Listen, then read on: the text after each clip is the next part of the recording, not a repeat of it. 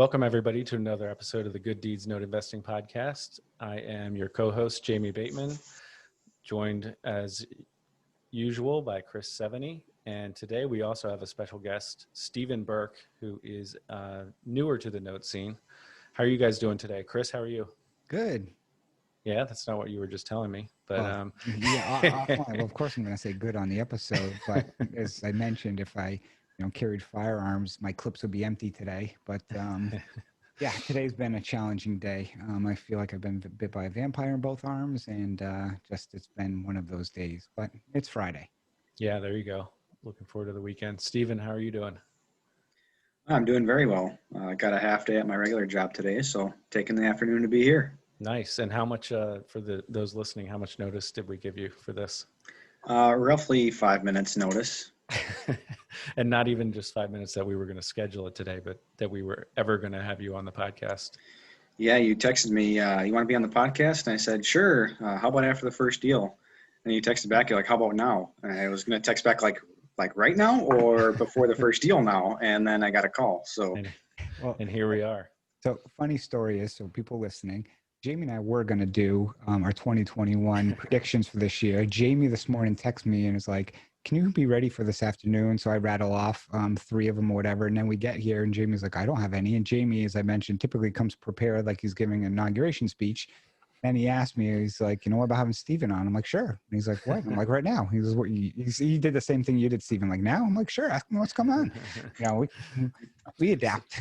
Exactly. So for those who don't know, which is most people, Steven's been helping me out at Labrador Lending and over the last, 3 months or so, Steven? Something like that? About 3 months. Yeah. So kind of doing, wearing a lot of different hats. My wife has been less involved since we have, she's essentially a homeschooler right now with my son, but Steven's been taking on a lot of the asset management, doing CFD conversions, automating a lot of our systems through Podio and otherwise. And you were about to buy your first, you're closing in on your first deal at some point here shortly, right? Yep. Yeah. Submitted 2 offers so far, but neither one of them have kind of panned out. So Still searching for the first one. You Hey, bought, Jamie, yeah. I just mentioned one thing, because in past episodes, you and I talked about people helping us and ghosting us. Steven is not that person. I just want people to understand that. So yes. And although I think Steven is doing a fantastic job, part of my perspective could be in that I'm comparing him to that other person. And my expectations were extremely low at that point when I started working with Steven. So no, Steven did not ghost us in any way, shape, or form. He's really responsive, and Steven replaced that unnamed individual. So I just wanted to clarify that. That is a good point. Because we did mention a few times, because I've had people reach out and say, hey, you need help? I know someone ghosted you and stuff. So yeah, I just wanted to, not pin you to that person, Steven. Yeah. At this point, if you ghost us, I think the cat will be out of the bag, Steven. So you can't do that. Yep. Yeah, that's a good point. Make it public, right? That's right. So, yeah, if you don't mind, why don't you just kind of walk us through, Steven, what your kind of maybe your exposure to the note world in the last year or so, and what you've learned in the last few months working for us, and kind of what your outlook is for the future. Yeah, sure. So back, I guess I'm relatively new to the workforce in general. I graduated college in 2016. So initially I was just investing in 401ks and kind of doing the passive route and not really taking control. And I just started doing more research around investing in personal finance in general, and just realized that I wanted a little bit more control over my finances and over investing. And so that led me down this whole path of research, all different options, ultimately leading to real estate and notes. So over the past year or so, I've really been doing research and reading books. I've been a part of the Facebook group, The Good Deeds, for some time. Podcasts obviously have been huge for me. And then as far as reaching out to Jamie, actually I had to do it 2 separate times. So I reached out to him really early in the year, probably March or April timeframe. And just at that time, things, with COVID hadn't really escalated. And at that time, Jamie's like, yeah, we don't really need your help right now, but thanks for reaching out. And so I said, okay, whatever.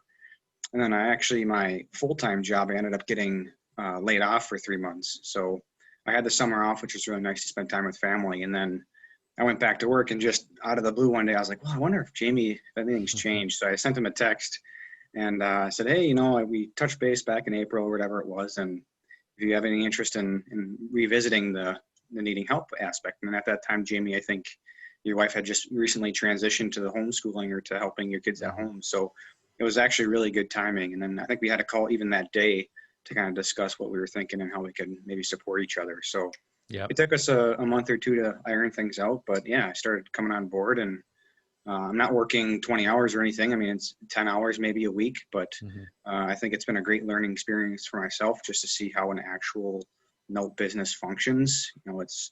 It's not a book, right? It's real. It's the real deal. I'm getting hands-on experience at the same time, learning for myself. So I think ultimately, Go ahead, Jimmy. I was going to say, one thing I wanted to point out for people is your approach was about trying to add value. So you initially approached me offering to help with due diligence or anything we needed help with, and like you said, the circumstances were that my wife was doing most of that, and at that time we had the unnamed individual also helping us, and I really didn't need help then. But my point is, you're not just approaching me trying to take, and although I am paying you now, your approach was much different than some other people where it's like, what's in it for me?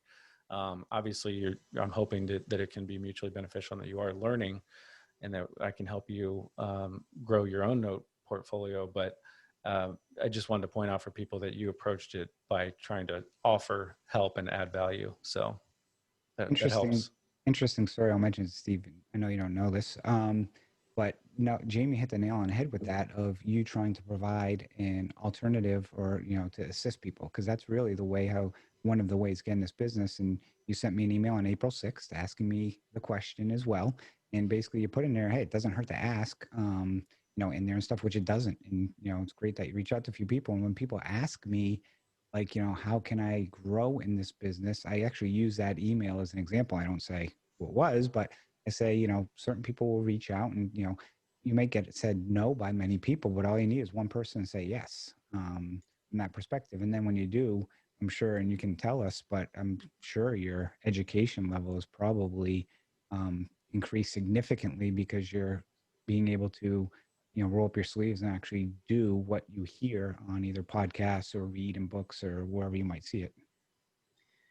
Yeah, that's a great point. And there are trainings that I've been through in the past where, just information training sessions on whatever kind of investing.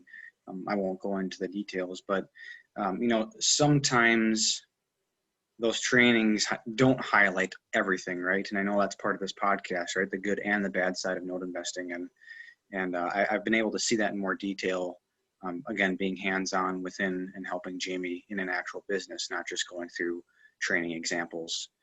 So it's been really helpful. And then one more thing I'll add to that is in my W-2 job or my full-time job, I'm not involved in this really industry in any way. I'm actually an engineer. So I don't know, Chris, I think you're an engineer too. So it's just coming from a different industry, even though you're maybe in the real estate industry more than I am. I'm in manufacturing.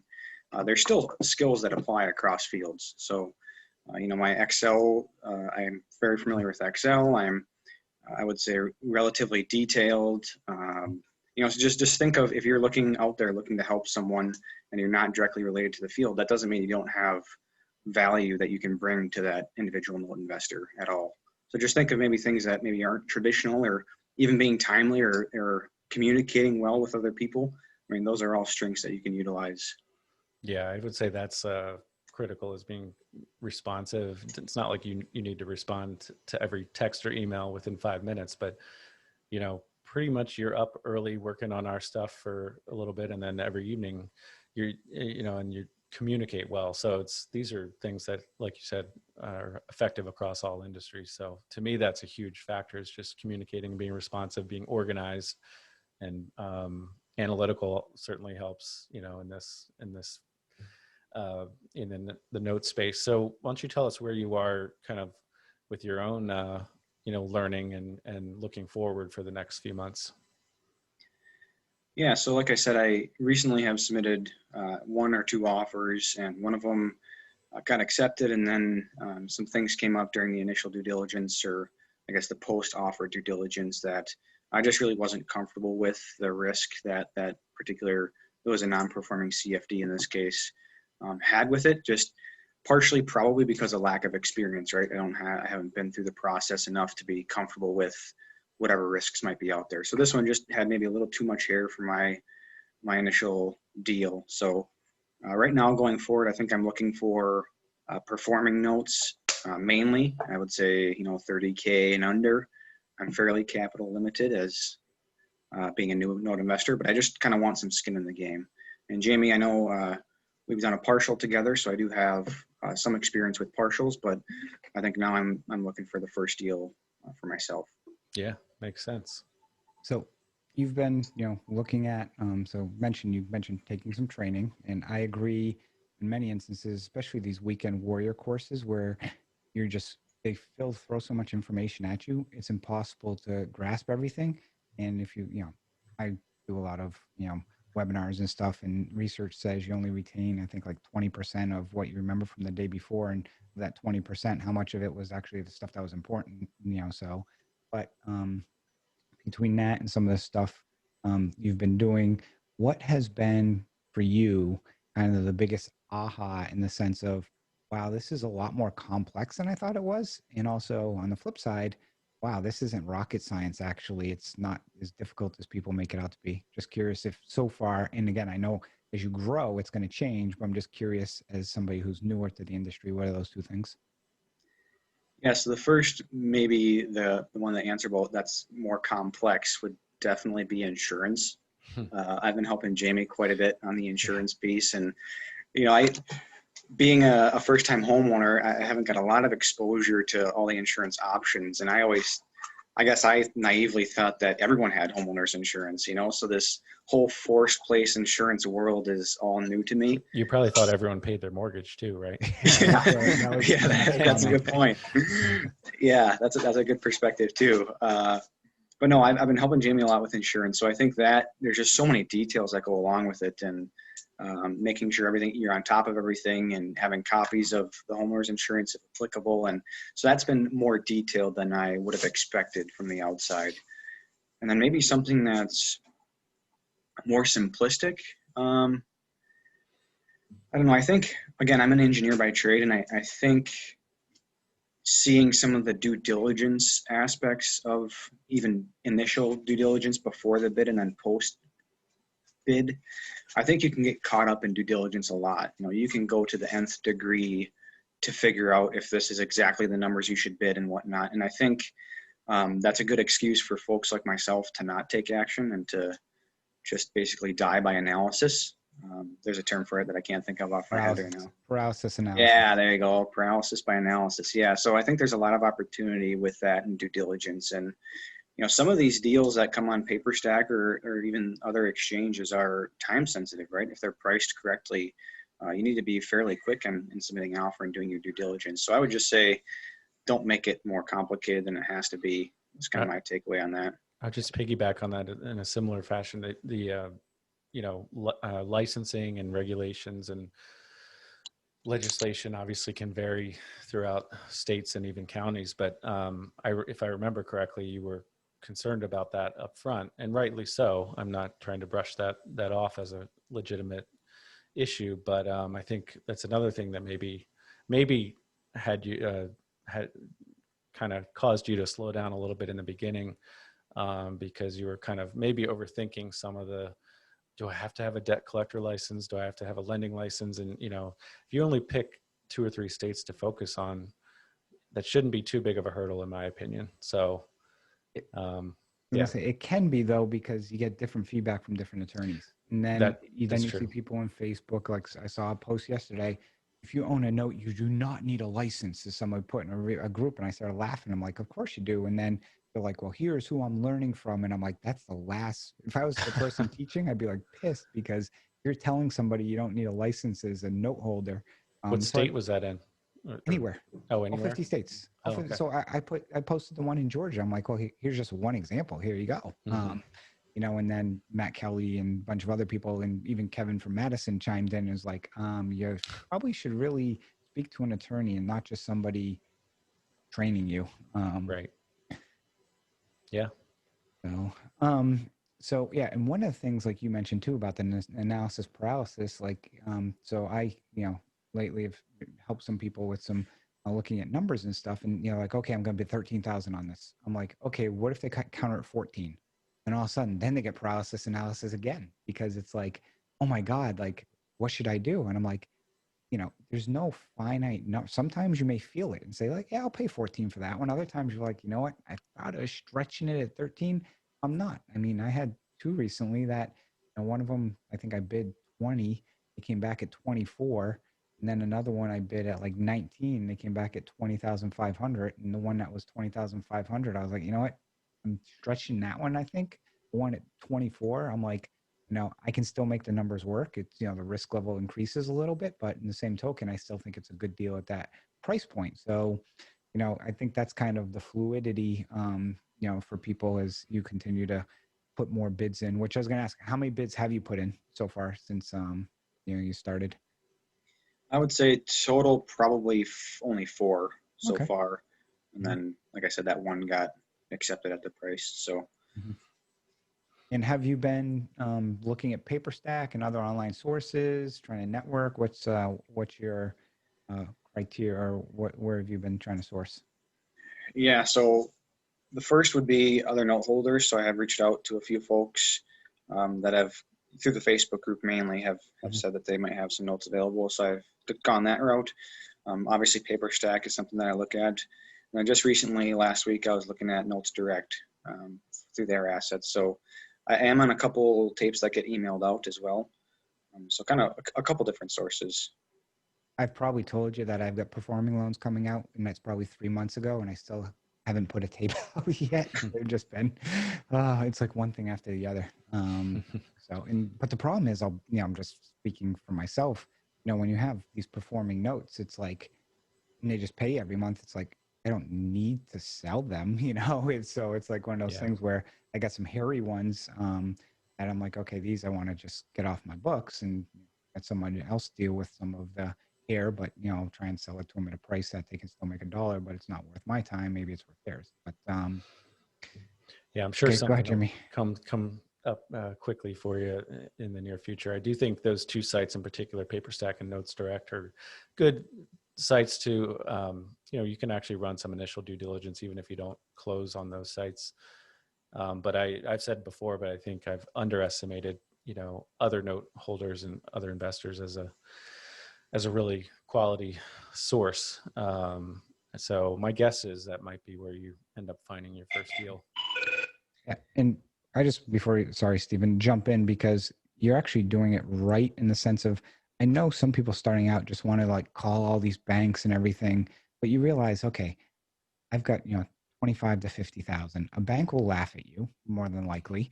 So what's the best source? Instead of spending hours upon hours on this, chasing all this stuff, it's like, okay, I've got a servicer who's got somebody who sends me some lists. I can go on direct source may send you a list. I can go on Notes Direct. I can get PaperStack and maybe some other note holders in some of these groups.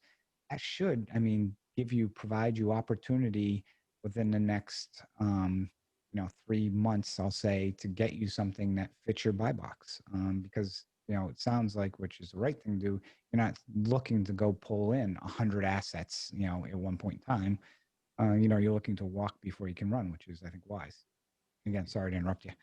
No, and I think that's a really good point. It ties into what I was going to say.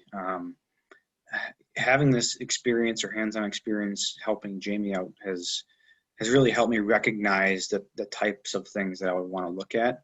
And because before I didn't really know any better, right? It was just from the books. And a funny story, back in April, I had mentioned I reached out to a couple other note investors with some of the assets that they were selling. And I did run some initial due diligence on one, but I decided not to pull the trigger. And of course, when I came on to help Jamie, already knows where this is going. When I came on to help Jamie, I was looking through his assets and I was like, hey, that one looks kind of familiar. That's funny. So of course I go back in my emails and sure enough, Jamie was the one that ended up buying the one that I did initial due diligence on and kind of backed up. The Birmingham one? Yeah. Okay. Yeah. So, and it looks like it's going to turn out to be a pretty good deal. So it just goes to show that, experience in the industry is pretty valuable when you're looking at deals. And And Jamie was comfortable with the level of risk that that asset showed. And he had kind of an exit strategy in mind. And it looks like it's going to work out pretty well for him. So, Yeah, we bought that from Gail, actually. And I know what asset that is. do you? Yeah. Well, we modified it. It's actually a joint venture with my sister's IRA, which is legal. And yeah, it is honestly maybe the one I'm most optimistic about as far as profit on the tail end she's paying, and really she just needed a mod. So So are you saying that Gail sells you good assets and the other host of this podcast sells you questionable ones? I was not saying that. But is Steven involved in the Tar Heel State or any Oh, of man. the Empire State assets? Oh, he's involved with all of ours. Yes. Oh man, Steven, I'm sorry, but you know right now, sorry. Yeah, we need to talk after this, Chris. But yeah, I don't know what's going on with the Tar Heel State one, but I gave her till January 1st to fully reinstate, which is only $2,300. I know that's a lot for some people in certain circumstances, but otherwise we're just going to have to go forward with the forfeiture. So we talked briefly, Stephen, bidding a little bit about due diligence. Have you, as well as helping Jamie, are you involved with kind of some of the day-to-day management or seeing some of the servicer stuff that comes back as well, and or some of the attorney emails or correspondence? And just curious, get your reaction to quality of attorneys, quality of servicers, kind of that perspective. Yeah, so I would say a decent amount of interaction with all the servicers that Jamie uses. Definitely some more responsive and helpful than others. And again, being involved the amount of time that I am, so 10 hours a week, let's say, I found it kind of challenging to get up to speed with the role of everyone at the different vendors. So that's taken me a little bit of time to adjust to. But yeah, there's definitely some different levels of service, right? And the portals are sometimes very different. And so it's just been a whole learning curve for me to understand what information's out there, how can we get it.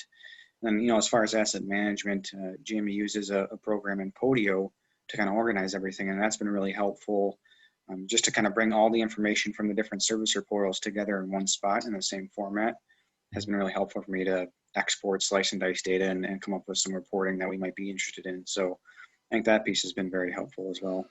You go ahead. I was going to say, have you found managing your clients, the servicer, the attorneys and stuff, if you laid back and thought, okay, I want to be a note investor, here's what I'm going to manage and stuff. Now, like, you're living that kind of dream.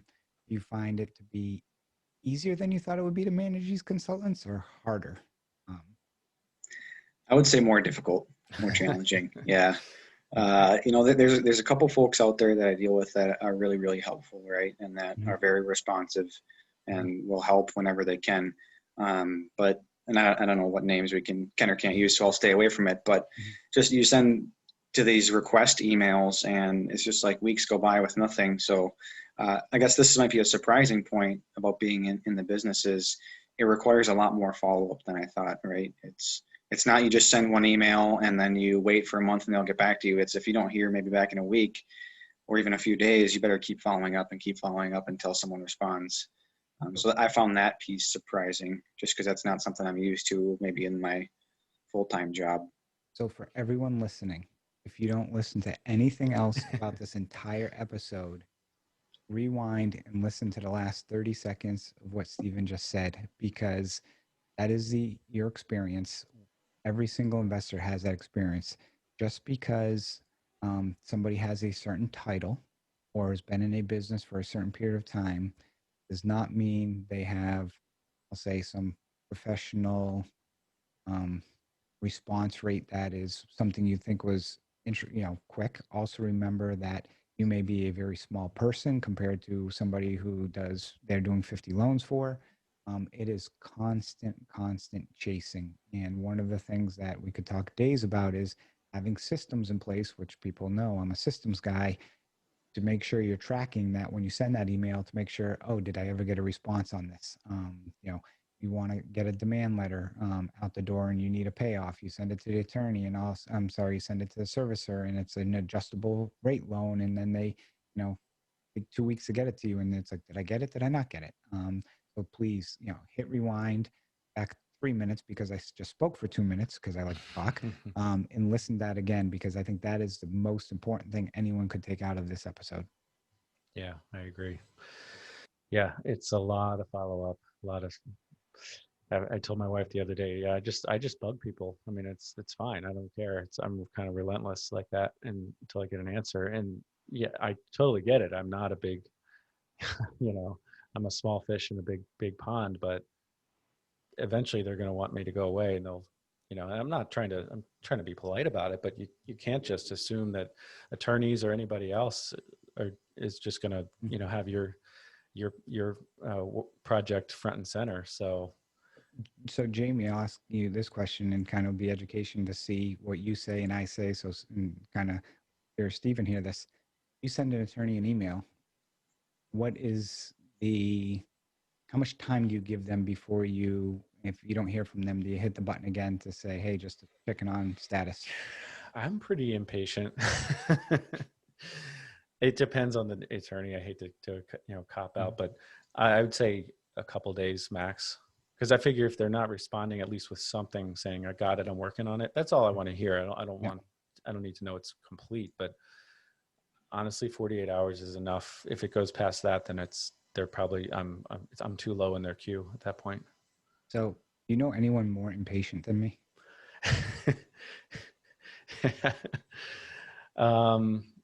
I don't know. No.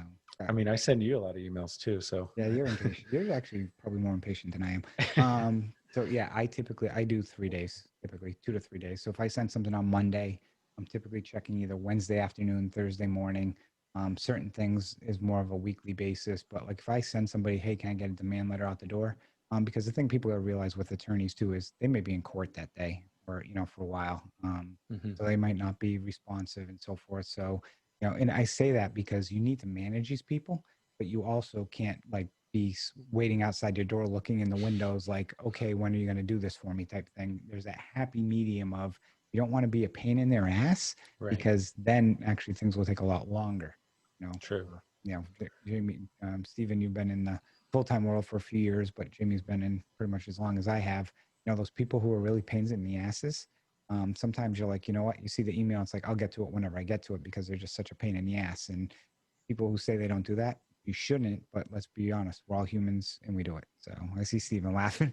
Yep. Yep. There's a couple of people out there. Yeah. Well, you start to learn how people respond to, like, you know, just I'll throw Erin Quinn under the bus. I might send her an email and then she'll send me a text or a Facebook message, you know.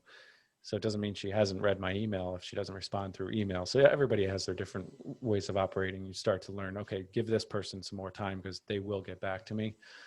This person, if they don't respond in 2 days, I need to kind of poke them again. But yeah, it is a lot of work. I mean, I've said before, I think, you know, this business, and I'm not the one who came up with this by any means, but it boils down to sourcing deals and then managing the assets and sourcing money. So the asset management is a piece that people overlook, you know, before they get into the note space. And then it's like, wait a minute, I actually have to run this like a business. So yeah, Steven's been a huge help there. So um, anything else, Steven, that you can think of that for like someone who's even newer than you, that would benefit them from what you've learned in the last few months? Again, I would just say you can only learn so much by books, right? And I know I've said this before, and the research is great, but at some point, I think now being in the position I am, it is very valuable to see the inside or to actually help a note investor. So my biggest suggestion would be to try and find someone out there who needs some sort of help that you can assist with, just to see if it's even up your alley, right? Because reading a book, again, everything is going to sound pretty good coming from a book. You know, you don't necessarily see the ins and outs. Like Jamie said, you don't see the details of the asset management. And so, like I said, I've done quite a bit of research just on investing in personal finance to begin with. And without having hands-on experience, it's hard to say that, yeah, I actually want to do that as a side business, So it's given me the information that I have or that I need to be able to say, yeah, I'm still interested in pursuing this as a side business and maybe even scaling up to eventually do it full time. So I would just say try and take action and get hands-on experience to see if it's even something you want to do. Steven's going to quit his job before I quit mine. I don't know about that. No, I'm kidding. You're a federal contractor. Come on. So Steven, I have a question for you. I'm trying to think of the way to phrase this so I'll get myself in trouble. So, you mentioned books and seminars and so forth. For the people who may, tell people, hey, you can go make $100,000 in your first year in note investing, whether you have no other people's money, 20,000, 50,000 of your own money. What do you think the odds of that actually occurring would be? I would say very slim. Again, I think, Chris, to your point, I think there's a lot of benefit to starting off slow, right? And you mentioned systems. Let's just say you could source all the capital and you could source the deals. You're not going to be able to manage all of that volume and inventory. I mean, it's just not, I would say it's not feasible. So I think there's a lot of benefit to starting off with your own money, starting slow, learning, again, the business and what it takes and building these systems up from there. And once you have the systems, then you can expand I think however you see fit. Dave Van Horn had the quote, like, how many deals could you handle if they were all free, right? Yeah. 50, 100 at some point you can't handle anymore. So no, and it's a good point. And it's good, again, this first time I think I may have spoken to Steven on the phone or maybe had a conversation in the past with him, but I didn't prep him for any of these questions from any show. It literally was by the way, the beginning of this episode is 100% true. I mean, literally it was Steven like, hey, you want to come on? Right now. Okay. No, I think because what happens sometimes is people get excited, especially when you hear people, talk about all the successes and everything on the weekend, and, you get all ramped up and you're going to send all those emails out on Monday and start raising all this money and all this other stuff because you're just jacked. It's like, back in college, I remember you go drinking, with people I went to school with, and we said we were going to do all these stupid, ridiculous things. And then all of a sudden, like, you sober up and realize, like, okay, yeah, right. No, it's kind of like that high you get, and so forth. But, some people, and again, it's not that it can't be done, but the odds are very low. So people shouldn't be making significant life decisions based off of something that, is such a high risk that is from somebody who they're paying money to basically show them something. So that's, they're just something to be aware of. Yeah, it's interesting. This podcast will likely come out right after the Rod Cleef one. I'm guessing from yesterday. I did the interview yesterday, but he is really motivational and really inspiring. So I don't want to put that down in any way, but you do have to balance kind of the reality of it can be challenging, and he certainly had a lot of losses as well. So you got to be careful. You need that why and that drive and that passion, but you also have to be careful. So you need to walk before you can run. Mm-hmm. I mean, you can have, motivation, everything, and, inspiration is awesome. I mean, it's completely awesome to have, and that's, everyone should have it. Thing is, though, you need direction. You need a plan. You just, you can't put blinders on and just start running and, hope that you don't hit something. When you do, bounce off it and keep going. It's much easier and it's a lot less painful, if you can walk and see where you're going. So, Chris, do you want to pivot real quickly and finish with your top three predictions for the next year, or do you want to wait? No, we'll wait. Okay. So I want to, as we wrap up, one is we kind of, did we do a? No, we didn't do a trials and tribulations. So why don't we start with where Steven, can do some, actually, let's have Steven start, do trial and tribulation, just something over the past week. that you've been involved with, and it doesn't have to be note investing, but something that's kind of been like eye-opening or a unique experience, or whatever it may be. Yeah, that's a good question. So I did post this in the Facebook group, but over the past week, we've been trying to coordinate with a mobile notary to a certain borrower to convert from a contract for deed into a note and mortgage. Mhm. So that's been kind of a learning experience, and just the mobile coordination, and I didn't even know if I could give borrower information to the notary, so I'm just trying to figure out all these things out. Mhm. And I think, to be honest, I was drafting an email to everyone when I got the Zoom invite. So I'm not quite through it yet, but hopefully we can wrap that one up and schedule everything and get everything coordinated. But again, it's that with this borrower, we've been communicating through the servicer for the most part. So again, the feedback cycle has been a little challenging, but yeah, just going through that for the first time has been a learning experience. But I think we're better armed now for the next one. Yeah, and these in that case, we already prepared the docs and sent them to them 2 or 3 months ago, so they're on board with the conversion. The borrowers are. We're on dates now. Yeah, we had so Steven redid them, but it's a matter of making it happen with COVID and everything, and so. Did a But that whole was episode on that, by the way. And what's that? I said I did a whole episode On about how this conversions? and conversions, but not only conversions, but how many times you have to send it and all the stuff that you're going to go through. And I Yeah, guarantee you, if you told us, we could just go back and be the same thing, because it's just one cycle after the other. And that's the other thing most note investors don't realize is this yeah, business is such a rinse and repeat business. The same thing happens over and over again. right. Yeah, so that was a good question. I hadn't even thought of it. Can he send? Because we're not sending. There's no social security number on the documents or anything, but there is some personal information. So can we just send it to a random notary? Well, no. We should probably get the borrower's permission first. So even just coordinating that email has been a little more challenging than you would have thought. Anything else, Stephen? No, other than that, no, it's been pretty good this week. So Nice.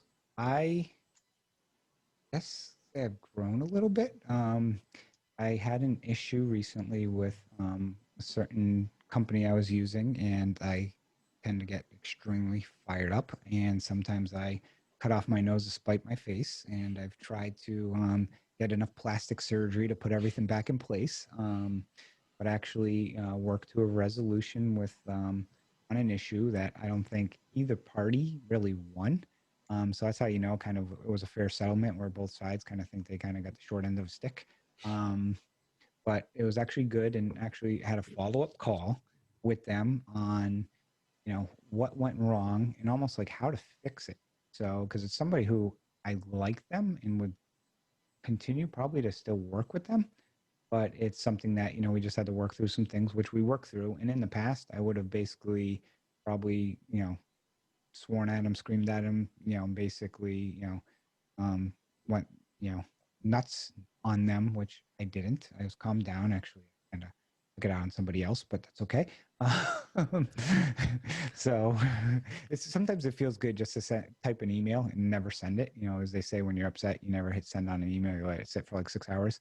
But no, I mean, it's just one of those things is in business is, you learn that this is a small business. So you try not to cut people out of the industry. So that's good. And I did get 2 payoffs this week, so that's nice as well. So Nice. Nice. Yeah. Jamie, note and bolt. Steven's whole episode was a note and bolt, I think. Mm-hmm. So we're not gonna basically ask him for anything. But what's your note and bolt for the week? My note and bold is that the note industry is very small. So if you are tempted to be dishonest, don't. I'm not going to get into too many specifics, but had bid on an asset and asked the seller if there were any issues that I was going to come across assignment wise or in the title search, and he said no, that he's unaware of any issues. And then come to find out that there are issues, and that there's a very high chance he was fully aware of them. So it's always good to ask other note investors about someone's, reputation and whether they've worked with that person before. But really my note and bold is to be honest, first and foremost, because you just should. But secondly, because the note space is really small. And I know we've mentioned it before, but it was kind of front and center for me this week when it looks like, I've been working with somebody that kind of maybe tried to hide something from me. So that's my note and bolt. Yeah. I was going to tag along with that. Actually, came back to me.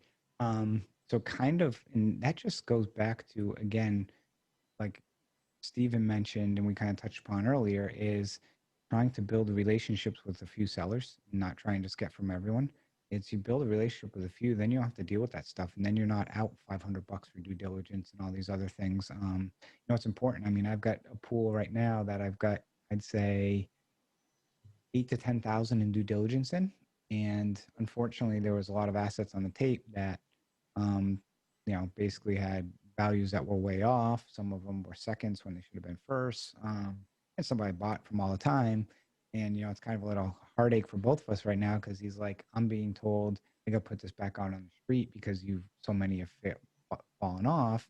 And I'm like, I hear you, but in the same token, some of the data was wrong and I'm out about $8,000. So can we at least close on, 20 of them that I've already got, kind of numbers on? Of course, 20 are the good ones, of course, and the other ones. So, but it's also trying to work that happy medium. So when you have built that relationship, you'll typically come to resolve. Whereas if it's a one-time thing, person's like, I don't know who you are, screw you.